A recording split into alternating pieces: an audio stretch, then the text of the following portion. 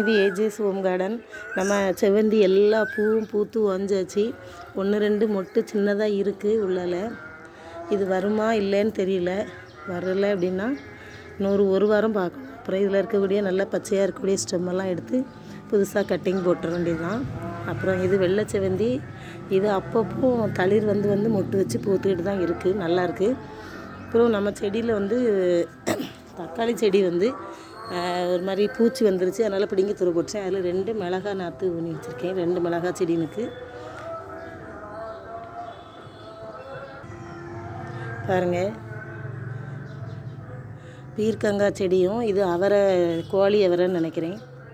2 செடியும் ஒரே தொட்டியில் ஊனி வச்சுட்டேன். என்ன சேர்ந்துடல. சரி இருக்கட்டும், வரது ஆகும் அப்படின்னு வச்சாச்சு. அது கூடவே தெருவிலேருந்து பிடிங்கிட்டு வந்த கனகாமர செடின்னு ஒன்று காமிச்சேன். அதுவும் நல்லா தளிர் விட்டு வருது.